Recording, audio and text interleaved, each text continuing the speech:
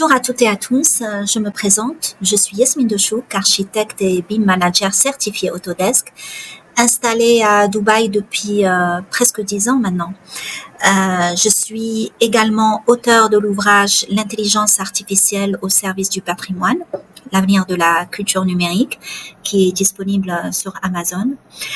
Aujourd'hui, j'ai le plaisir de vous présenter les grandes lignes de la mise en œuvre du BIM mandaté à Dubaï, en m'appuyant sur le Dubai BIM Standard, son workflow opérationnel, les outils numériques associés, ainsi que les principaux cas d'usage concrets. Alors, la municipalité de Dubaï a récemment renforcé l'obligation de recourir au BIM. Et en effet, il y a un circulaire, c'est le circulaire numéro 2912, qui impose, à partir du 1er janvier de cette année, que tout projet soumis conformément à cette directive soit accompagné d'un modèle numérique BIM. Cette exigence, elle s'ajoute à la soumission classique des plans en conception assistée par ordinateur en format standard comme PDF, DWF ou DWG. Donc désormais, il est obligatoire de fournir un modèle 3D numérique au format OpenBIM. C'est le format que vous connaissez tous, IFC. Qui est reconnu par les principaux logiciels professionnels comme Revit, Archicad, Vectorworks, Allplan, etc. Alors cette obligation n'est pas totalement nouvelle, mais ce qui change aujourd'hui, c'est l'intégration de la plateforme Build in Dubai, qui permet aux utilisateurs de créer une session BIM et de soumettre leurs demandes, puis d'y joindre leur modèle numérique. D'ailleurs, je vous invite à voir à explorer cette plateforme. Alors, l'obligation BIM s'applique désormais à toute soumission finale de bâtiments neufs, à compter donc du début de l'année. Il y a 4 cas qui sont concernés. Donc, il est obligatoire, mais pas pour toutes les constructions. Il est obligatoire pour les bâtiments ou structures dont la hauteur dépasse les 20 niveaux, c'est-à-dire du rez-de-chaussée sans monter de 19 étages. Tous les projets qui excèdent 20 000 mètres carrés, concernant les projets en architecture. Et enfin, tous les bâtiments à usage spécifique, comme les hôpitaux, les écoles, les universités, ainsi que tous les projets gouvernementaux. Alors, lors de la soumission sur la plateforme, le système il informe automatiquement l'utilisateur du caractère obligatoire ou non du modèle BIM. Donc, dès que vous faites la soumission. Les avantages sont significatifs. Donc, pourquoi ils ont instauré donc cette obligation? Tout d'abord parce que il y a une meilleure visualisation. Donc, les agents qui vont étudier donc ces dossiers de permis de construire vont pouvoir voir donc ces objets en 3D, donc en 3D immersive. Ils vont pouvoir faire des coupes, même des coupes dynamiques. Ils vont pouvoir faire des visites virtuelles. Il y a aussi un autre avantage, c'est la richesse en données. Donc, ils vont avoir toutes les informations. Chaque élément, il contient, comme vous savez, des attributs exploitables automatiquement. Donc, chaque élément, il aura tous les détails qui le concernent. Et puis, il y a aussi l'automatisation de la vérification de la conformité au code du bâtiment. Quand je dis automatisation, attention, là, ils utilisent l'intelligence artificielle. Donc, et pourquoi ils ont fait ça? Parce qu'ils ont une vision, en fait. La vision, c'est l'intégration future d'un jumeau numérique de la ville de Dubaï. Dubaï veut avoir sa digital twin. Comme vous le savez, par exemple, la ville de Singapour, elle a sa digital twin, donc ça leur permet de faire des simulations, de faire des études, etc. Donc les modèles BIM alimenteront la plateforme urbaine de Dubaï pour donc une meilleure gestion, une gestion intelligente. Donc, Dubaï, c'est une smart city et prédictive du cadre bâti, donc tout au long du cycle de vie de la ville de Dubaï. Donc, ce choix s'inscrit dans une stratégie de transformation numérique de la ville pour bâtir une smart city interconnectée.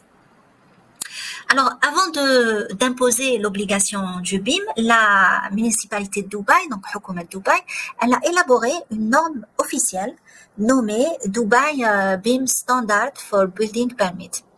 Cette norme, elle est le fruit d'un travail collaboratif entre plusieurs institutions, notamment Dubai Municipality et puis DDA, le Dubai Development Authority. Donc, elle n'a pas que imposé, elle a aussi élaboré ses propres normes. Donc, elle ne s'applique donc pas uniquement à la municipalité, mais à l'ensemble du processus réglementaire lié au permis de construire dans l'Émirat. Cette norme, elle est accessible librement via la plateforme, donc je vous invite également à aller la voir. C'est Building, donc avec IN à la fin, dubai.gov.ae/BIM. Et là, vous pouvez télécharger beaucoup de documents. Alors, on peut télécharger les fichiers PDF qui expliquent les exigences. Il y a aussi toutes les annexes Excel qui définissent les attributs obligatoires pour chaque type d'objet. Et puis, il y a surtout les gabarits, les templates pour Revit, Archicad et Bentley. Donc là, c'est très, très intéressant d'avoir ces templates. Je trouve très, très bien. Et puis, il y a aussi les checklists. Donc, QC, donc pour valider le modèle avant de soumettre. Donc, je vous invite à voir ces documents, à les télécharger. Donc, ils sont téléchargeables via l'application. C'est des fichiers zip. Et donc, vous verrez, c'est très, très riche en informations. La plateforme ne se limite pas à l'automatisation du contrôle réglementaire. Elle offre une série de services intégrés pour faciliter la soumission et l'évaluation de la maquette BIM. Donc, on va retrouver la visualisation 3D via un viewer interactif pour naviguer dans le modèle et filtrer par élément et examiner les données associées. On va retrouver donc le contrôle qualité automatisé pour identifier les erreurs et non-conformités du modèle. On va aussi retrouver l'extraction automatique des informations du building code. Ça, c'est la fiche de permis de construire directement à partir de la maquette. Et puis, il y a aussi la génération automatique de rapports. Elle est détaillée sur validation, erreurs, statistiques, etc. Et enfin, on va retrouver l'intégration SIG. Donc, si le modèle est géolocalisé, il peut être visualisé sur la carte de base de Dubaï et il permet de vérifier les retraits, les distances entre les bâtiments, etc. Alors, concernant les fondements du standard OpenBIM, la norme, elle s'appuie sur deux standards. Donc, le format IFC pour la structuration des objets 3D, puis il y a le format BCF, donc BIM Collaboration Format, pour l'échange collaboratif. Concernant les étapes clés du workflow, et vous allez retrouver, vous verrez sur la plateforme, il y a une carte dynamique. Alors, le processus de soumission se divise en plusieurs phases principales. Donc là, quand vous préparez le modèle BIM, donc vous téléchargez Dubai BIM Standard et un template adapté, donc Revit ou Archicad. Vous concevez le modèle 3D avec les transformations requises. Et puis ensuite, vous exportez le modèle format IFC. Donc ensuite, vous faites le contrôle qualité du modèle. Donc c'est grâce à des logiciels compatibles IFC. Ensuite, vous téléversez sur la plateforme Build in Dubai et pour générer un rapport de qualité. Il y aura automatiquement des rapports de correction des erreurs. Ensuite, il y a une validation réglementaire automatisée. Donc, l'outil e-checking permet d'évaluer automatiquement la conformité du modèle avec un code bâtiment. Et lorsque le modèle il est jugé satisfaisant, il est lié à la demande officielle de permis dans le système.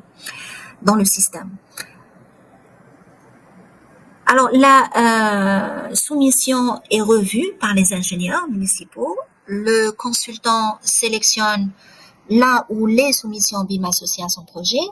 Les ingénieurs de la municipalité examinent le modèle, signalent les problèmes restants et le cycle correction-révision se répète jusqu'à validation. Le résultat final, c'est le BIM Enabled. BIM Enabled. Lorsque le BIM est accepté, le permis de construire reçoit une mention spécifique, BIM Enabled. Le modèle peut être intégré automatiquement au système SIG et aux jumeaux numériques de Dubaï. Le téléchargement est contenu de la norme BIM de Dubaï. Donc là, je le répète, vous allez le trouver sur buildingdubai.gov.ae. Puis vous allez vous rendre dans l'onglet BIM e-checking, où est possible de télécharger la norme BIM sous forme de fichier zip, et puis consulter les annexes ABCD, le document principal PDF, ainsi que les templates adaptés aux différents logiciels. Donc tout dépend du logiciel que vous utilisez, Revit, Archicad ou Bentley, etc. Vous allez trouver les documents officiels de la norme BIM, les gabarits, templates spécifiques pour chaque logiciel, les paramètres mappage IFC, les fiches de propriété à utiliser lors de l'exportation vers le format IFC. Alors là, quand vous allez ouvrir les fichiers, donc les templates, sous Revit par exemple, vous allez trouver là je vous invite à regarder les détails auxquels il faudrait faire attention. Par exemple, le nommage standardisé obligatoire. Et ça, vous allez le trouver dans les standards de ISO 19650. Donc, par exemple, P1, F1, etc., RF, etc.